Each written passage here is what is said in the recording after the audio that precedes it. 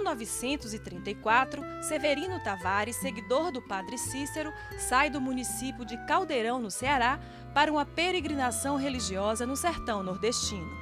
O objetivo era formar novos grupos que se juntassem ao movimento messiânico que acontecia naquele local.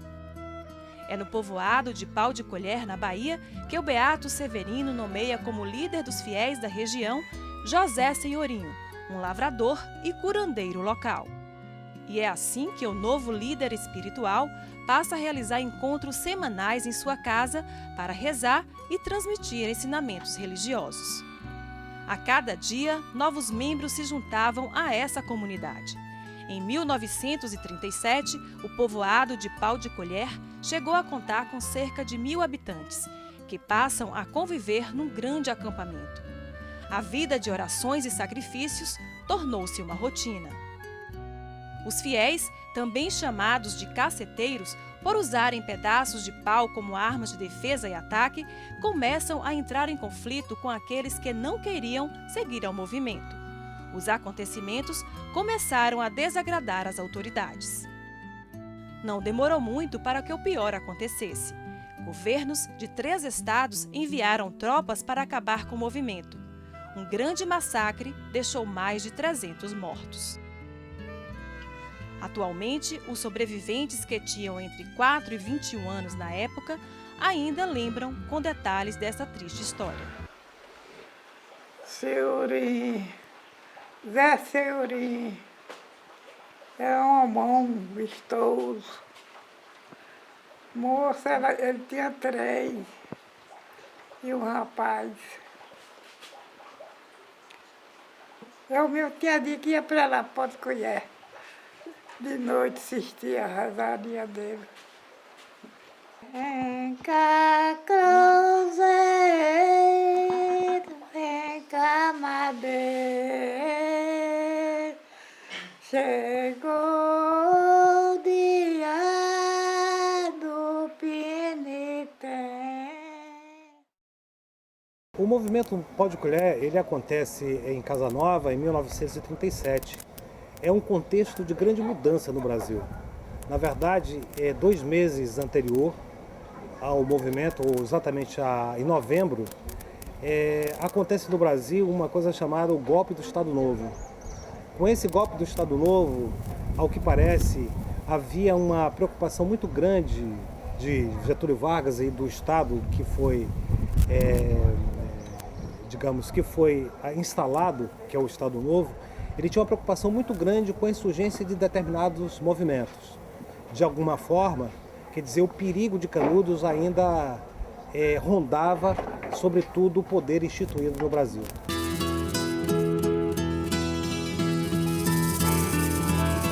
José Senhorinho, ele foi considerado uma pessoa muito inteligente e foi autodidata, ele aprendeu a ler por si só, nunca frequentou escola, era um líder nato e ele era também curandeiro, né?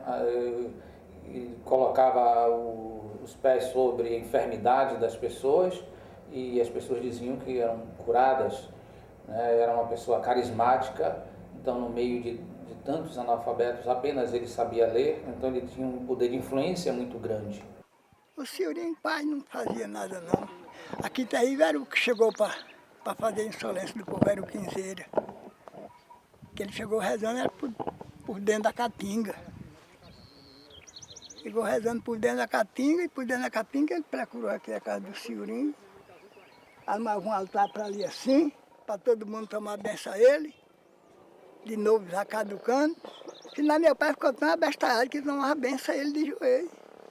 Quinzeiro, ele surge em meados de setembro de 1937, em paralelo ao agrupamento, ao ajuntamento das pessoas, desses caboclos que afluíam já para Pau de Colher. Então, quando chega Quinzeiro nessa época, a gente percebe uma mudança no comportamento, na maneira de ser daqueles que estavam já aglomerados ali. Eram pessoas amigáveis, pelo que se tem notícia, esse ajuntamento para rezas, né, para meditações acontecia desde 1934, vai 35, 36, 1937, mas a partir exatamente do final de 1937, outubro, novembro, começa um reboliço. Os comerciantes de Casa Nova percebem alterações no comportamento das pessoas. Já estavam assim fechados, introvertidos, passavam por outros e não cumprimentavam.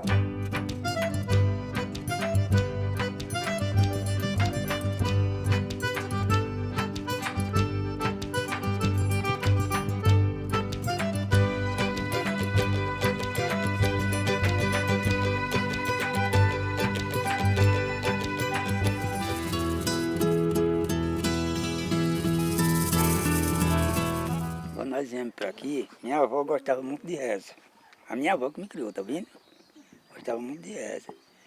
Nesta ilusão, primeiro de tudo, teve um conselheiro andando por lá, aconselhando o povo, que ia ter esses negócios e o povo acompanhasse.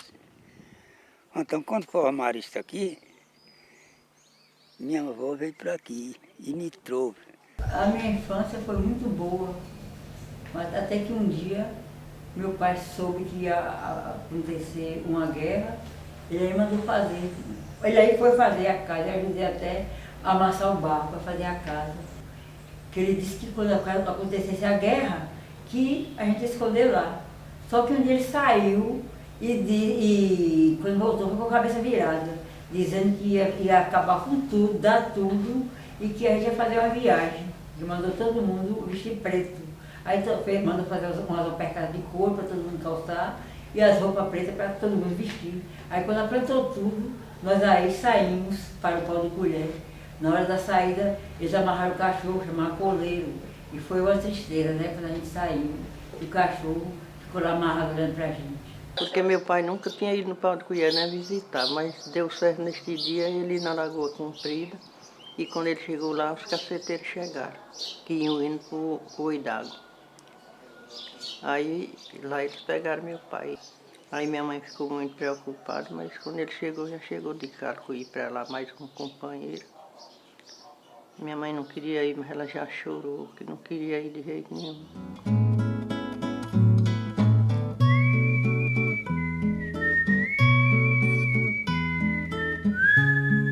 Matou tantas crianças por ali e dá conta da verdade como foi.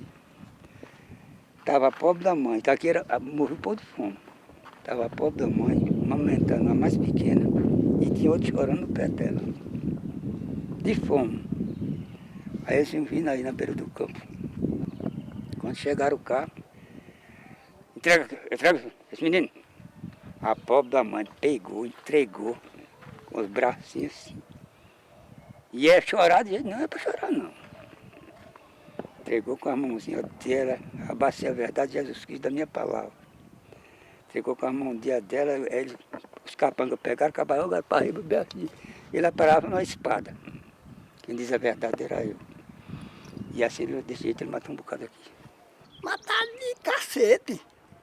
E foi este ano, os cabaças que mataram para ali. Ele tinha uma afiada lá para o Piauí, ele foi matar a neta, rachou ela assim, pendurou numa forquilha. Isso não era gente não, mano. Acha que era? Era não. Toda noite eles que rezavam ali no sábado, e eles falavam que se as pessoas ficassem ali junto com ele, fazendo aquelas rezarias, aqueles negócios todos, que iam para o céu. A ignorância era tão grande que tinha pessoas que diziam assim, meu padre me mate logo. Antes deles farmar esse negócio, a gente era tudo amigo, minha irmã. Tudo amigo, não tinha nada, não tinha ninguém briga com ninguém, nada, mas era tudo amigo, tudo certo. E com esses negócios aí, eles inventaram rezeiros que para rezando e terminando matando. Eu nunca vim aqui, não. Aqueles que não queriam vir, eles iam procurar por mato, começaram a matar sim, aqueles que não queriam vir. Eles iam nas casas, matavam por mato, por as roças, tudo. Aí por aí começou. Eu sei contar só isso.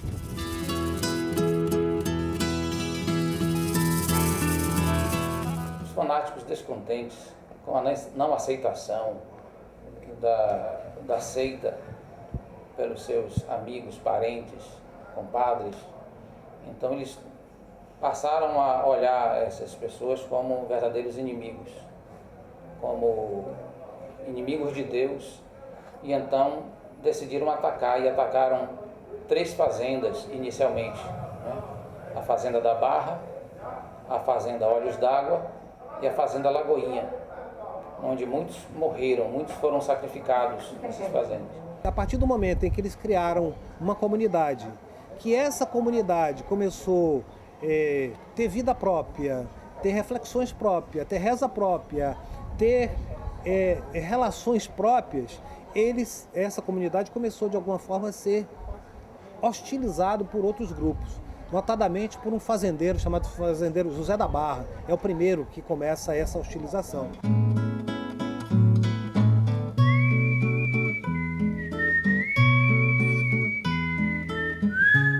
Eu estava no embuzeiro quando eu cheguei aqui, que passou o meu tio e o outro, o homem que ia correndo, passaram aí. Eu viemos aqui para casa, quando chegamos eles já estavam cercados. Ele só fez botar nós para dentro, a mãe com nós para dentro do quarto, e trancou a porta e ficou na porta para o lado de fora. Eles chegaram, mataram o irmão dele aí, estavam esbagaçando de cacete.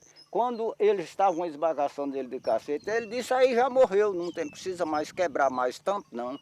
E aí vieram, eles pensaram que ele ia deixar ele, que não tinha um que disse que era muito amigo dele. Chegou bem aí falou, disse, fulano aí marchou, disse, fulano, por Nossa Senhora não me mate não.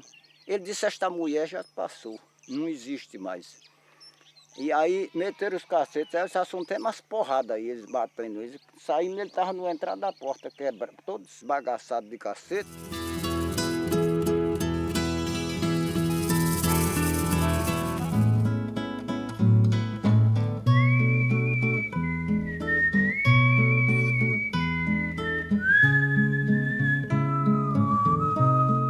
A família é a família Viana. Ela, na verdade, manda um destacamento, uma patrulha, a ideia é uma patrulha, que é uma patrulha local para o Pau de Colher, tá certo? Quando ela percebe que esse movimento ganhou uma afeição muito forte, principalmente depois do enfrentamento com José da Barra. José da Barra, que era uma figura muito ligada à família Viana, é que vai dar essa dimensão. Então eles mandam alguns soldados e algumas pessoas que eram apenados, que eram pessoas civis que vão ajudar a patrulha a entrar. Aí você tem um confronto, Senhorinho é morto, tá certo?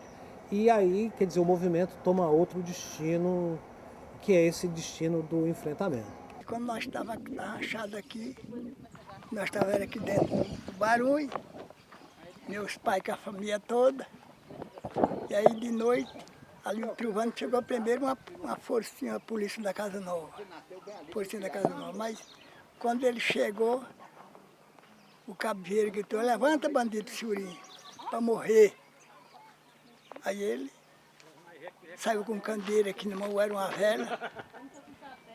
E ele deu um tiro nele bem dali. Ele derrubou 3 de um tiro só a bala que tinha, que ele trazia para matar o Senhorinho. O Senhorinho morre praticamente no primeiro combate. Ele recebe um balaço na cabeça, ele, Ângelo Cabaça, ele morre, e praticamente quem lidera o movimento desse momento em diante é exatamente Zé Camilo, que era uma figura que também tinha uma habilidade, talvez um personagem que a gente pudesse dizer que é um grande oralista.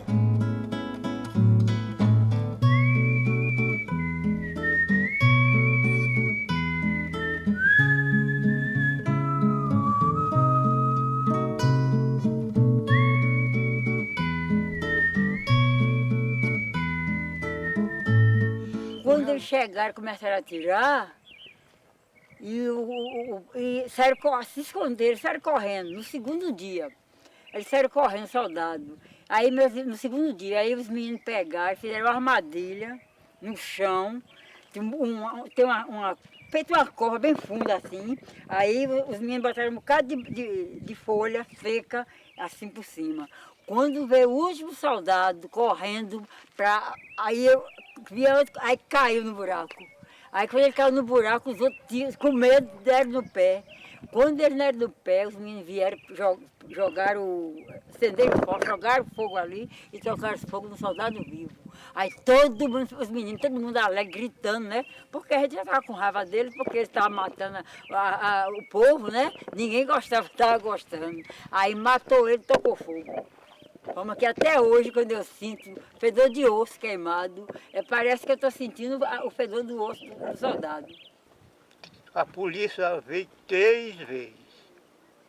A primeira vez veio da Bahia, a segunda foi do Piauí e a terceira diz que é do Pernambuco. As 2 primeiras correram, os caceteiros botaram para correr. Por esta causa veio a polícia do Pernambuco.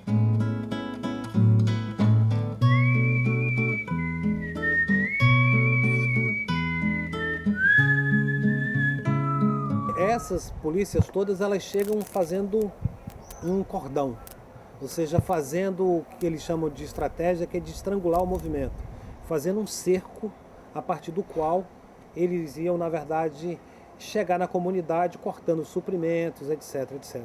Né? No primeiro momento, quem chega é a Força de Pernambuco, comandada pelo Optato Gueiros. Eles têm, então, os armamentos mais modernos, eles têm as metralhadoras, mas isso tudo, eles estão, na verdade, tem uma estratégia militar de enfrentamento, e eles vão apertando o movimento. Então, o capitão Optato Gueiros, a meu ver, também, ele foi, nesse aspecto, o que mais falhou, porque o que se sabe, havia uma ordem para que essas companhias, tanto das polícias do Piauí, como de Pernambuco, como da Bahia, até forças federais, no 19BC, que foi mobilizada, atacariam de forma simultânea, para a destruição apenas, para, se fosse necessário, a matar os líderes, mas pouparia a vida da maioria das pessoas. Só que ele se aproximou demasiadamente do reduto e acabou, então, não tendo outra alternativa, com medo de ser atacado pelas costas, saiu metralhando a todos.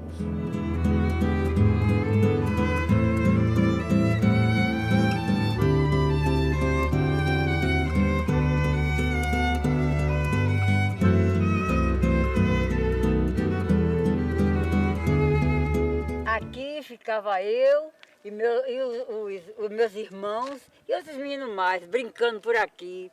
Até minha mãe cozinhando, mas minha irmã também. E a gente ficava alegre, que a gente não sabia que não tinha acontecido nada ainda. Então, pra gente parecia até que era novidade pra gente aqui.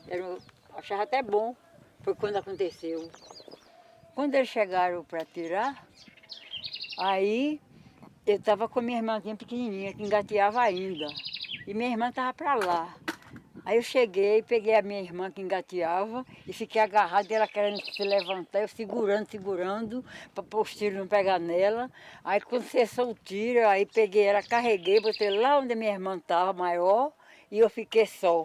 Aí, passados uns dias, eu soube que a minha irmãzinha estava lá dentro, com minha irmã maior do que eu, tocaram fogo na casa, com elas todas as duas vivas dentro. E lá, elas morreram, minhas 2 irmãs, queimadas. Na hora que começou o papo, eu tinha medo de tiro, aí chamei minha irmã correndo. Chamei minha mãe, ela não foi. Estava com 2 meninos no braço. Aí eu chamei minha irmã correndo. E quando nós íamos assim já afastado, era um papo que as balas passavam assim, cortando os paus. Nós estávamos lá para pular para baixo daquele pé de pau assim. Ela tirando uns piolhos na minha cabeça. Quando ele quebrou assim, a polícia vinha daqui deste lado. Aqueles pegaram esta parte ali e esta e deixaram aquela ali e aquela. Pode pôr quem corresse. Me defender dos tiros, eu me escondi dentro do trovo do ambuzeiro. Tinha uma moça morta aqui, aí eu fui carregar ela para tirar, eu não podia porque eu era pequena, e tinha um casal junto de mim. Aí esse casal ajudou a puxar a moça e eu fiquei no lugar que a moça morta estava. Então eu passei 3 dias ali, me protegendo dos tiros quando vinha de lá. Saí daqui de manhã, ficou tudo quieto. Quando estava lá, foi assim como que foi um trovão longe, estremeceu. Daí depois foi separando. A gente viu que era tiro. Só Deus deu o poder deles se livrarem. Os que se livraram. Quando os tiros paravam, e aí saía daqui, ia por ali procurar meus parentes, onde é que estava, para ver que estava morto ou vivo. Aí quando eu cheguei, a primeira pessoa que eu vi foi minha mãe, que estava ali, mais ou menos por ali, estendida no chão, com a bala passada por aqui pelas coxas, morta. Quando eu vi minha mãe morta, eu tomei um susto e fiquei sem saber nem o que eu fazia, e o que eu ia fazer, para onde é que eu ia, e fiquei procurando para ver se eu via meu pai. Porque quando eu vi meu pai, aí eu cheguei e falei, meu papai, a mamãe morreu. Ele disse, eu vi. Aí daqui a pouco começou a tirar, eu saí correndo, vim para meu lugar que eu estava, e meu pai foi para lá. És alimento na longa caminhada, também sou teu povo, Senhor. És nessa estrada, tu és a povo de Deus. Minha avó morreu, ela era cega. Ela não enxergava nada com bastão, que chama bengala, né? Mas ela aí não enxergava, aí se levantou e saiu pro lado que o soldado estava, o soldado armado, e ela foi cega andando para lá. Quando ela foi andando, aí recebeu um tiro e ela caiu. Minha mãe morreu assim. Eu estava talvez de novo no pau do cuiá, eu estava comendo um zimbu. Fomos para danar. Nós comia direto, chegar lá, era a criançada, era para comer jejuando, só comer meio-dia. E aí saímos para comer um zimbu. Quando demos fé, foi os tiros. Quando eu entrei, já tinha gente caindo, já baleada, aí só caindo gente e a força, só a bala comendo por conta, só caindo negro para um canto, caindo para outro. E ele gritando, mulher e menino pode se entregar, que nós não mexemos com mulher e menino, não. Não conseguia comer, não comia, eu quase que não dormia e não bebia água também, que não tinha o que beber.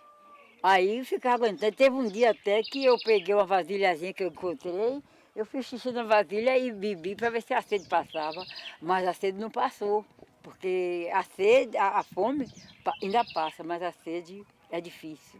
Da família da minha mãe, aqui dentro não morreu ninguém. Nós éramos 2, mas não morreu uma pessoa das dela.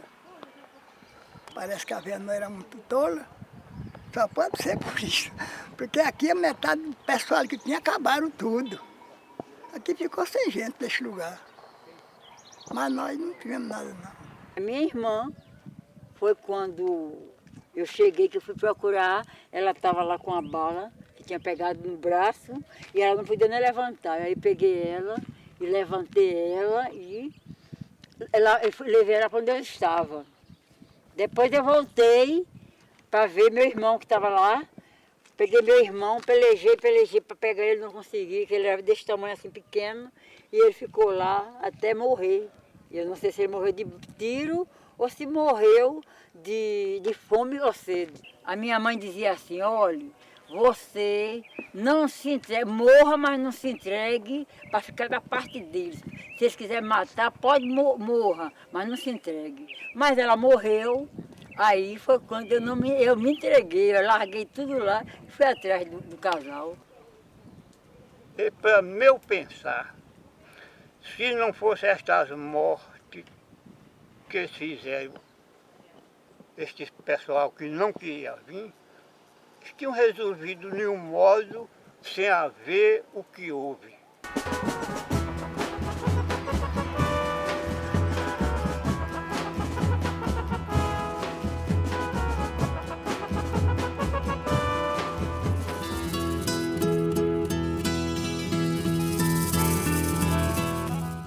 saí no mundo, sozinho Deus.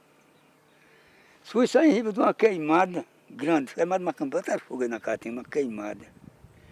Que quando eu ia no meio da queimada, dentro de uma macambira, eu enxerguei uma mulher lombrigosa lá, na porta da macambira. Eu não tinha jeito a fazer. Sabe o que eu fiz? Soltei o grito nessa mulher. Ei, ei, ei, até que a mulher parou lá.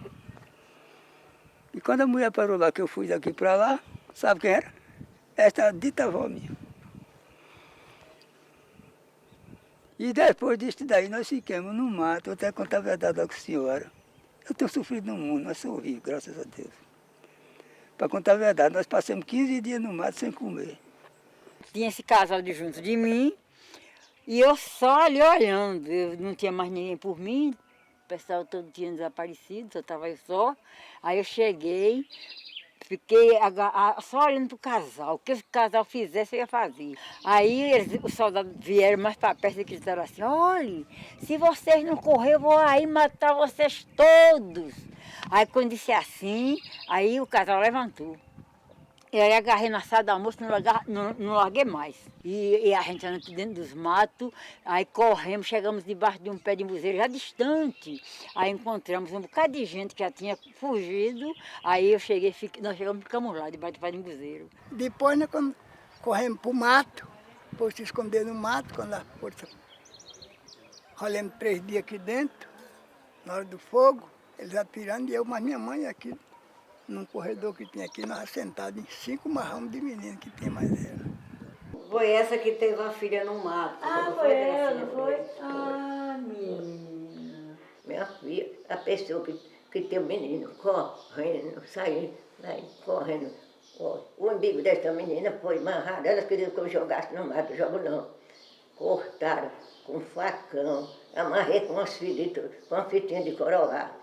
Mandaram eu jogar a menina no mato, eu jogou ela. Quando eu vi que nem morta, não jogo dele. Meu Deus. E foi Sabe o que era que ela comia? Umbu. Que a única fruta que tem lá é umbu, não é? E a menininha? Ela, quando acabava jogando no mato, eu digo, eu que jogo minha filha. Corria assim, sem comer, sem beber, nada. Minha filha passava. Minha filha, Deus sustenta a pessoa. É mesmo, claro. A pessoa que viu as coisas e passei como naquele tempo, só Deus do céu. No outro dia de manhã cedo, todo mundo acordado para ver, dormia tudo assim no chão, em cima do chão, das pedras. Quando foi de manhã, a gente estava tudo se preparando para procurar lugar para comer e beber. Aí quando a gente estava se arrumando, todo mundo já em pé, que olhou de um lado, olhou do outro, como aqui assim, olha. Olhava para um lado, assim de soldado, com as armas apontando. Se correr, eu mato. Aí todo mundo parou. Mesmo depois da grande morte, do grande momento, eles continuam na área até prender todas as pessoas e trazer essas pessoas presas para Casa Nova.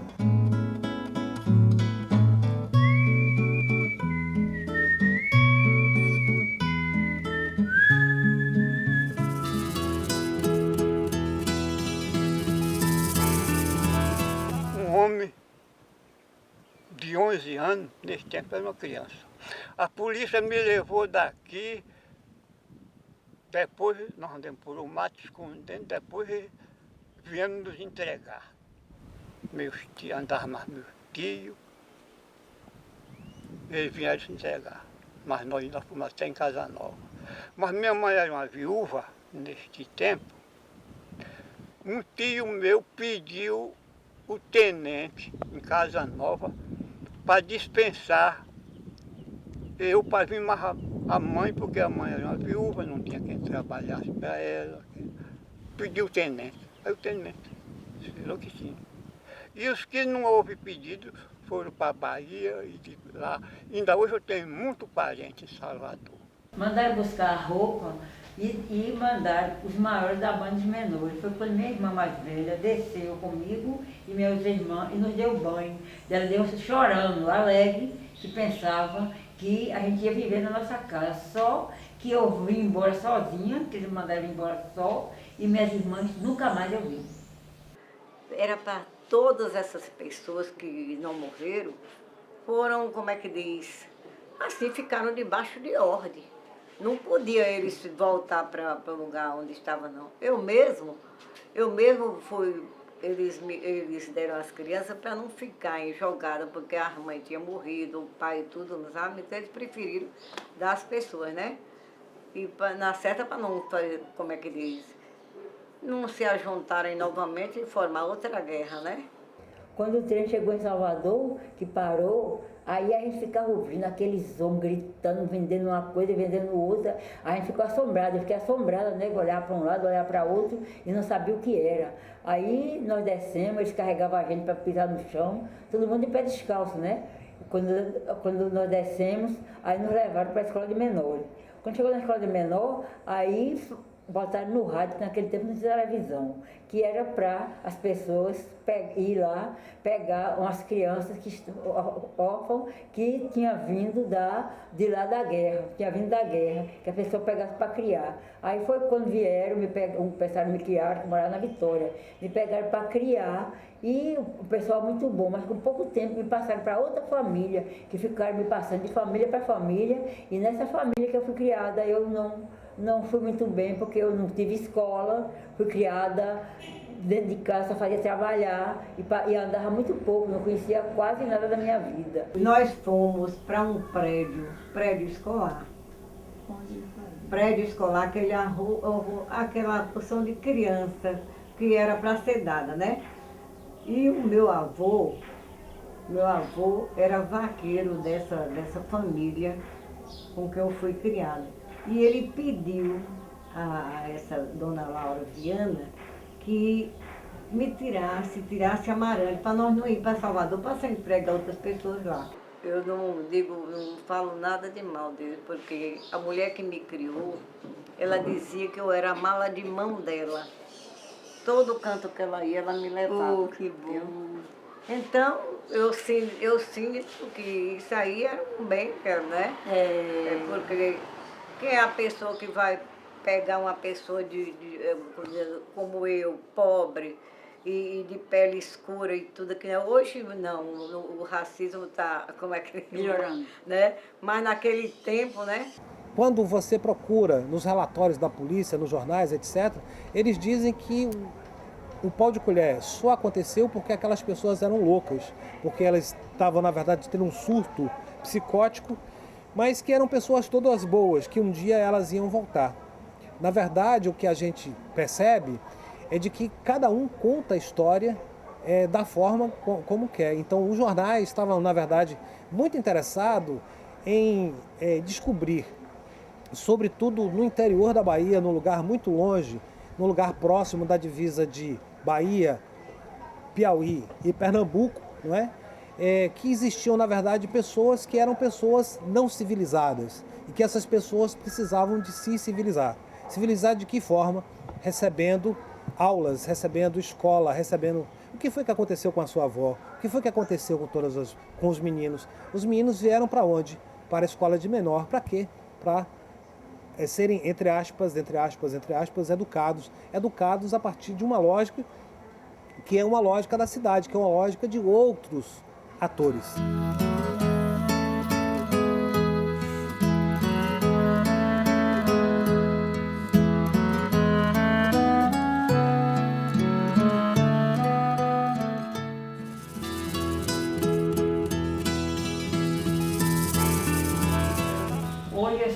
Hoje eu sou viúva, tive 6 filhos, tive uma paralítica que tem 1 ano e meio que morreu, e o meu sonho é saber a minha idade verdadeira, encontrar a minha certidão de batismo para comemorar o meu aniversário. Eu tenho 50 anos de casada.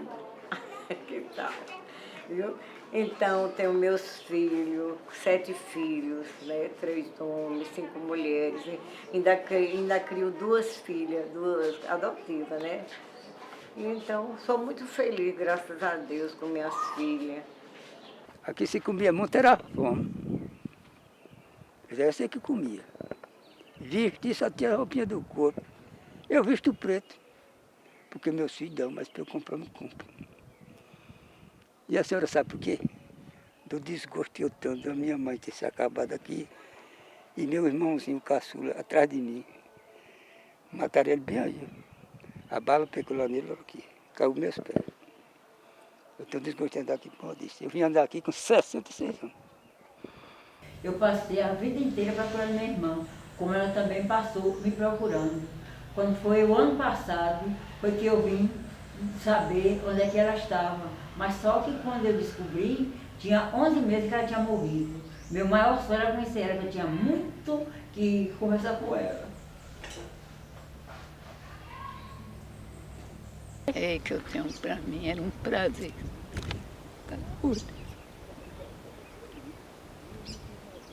O que era um prazer para a senhora? Encantar meus irmãos. Eu vivo aqui, tenho um parente, mas já longe. Mas meus irmãos, meus filhos, eu arrumei uns filhos, mas foram tudo para São Paulo. Estão até querendo me levar para lá agora. A maior tristeza da vida, de minha vida, eu até que não sei nem dizer. Porque graças a Deus, em primeiro lugar, deve agradecer a Deus pela saúde. E esta é como eu já contei. Memória, Deus me deu. Eu só não tive estudo, mas memória Deus me deu.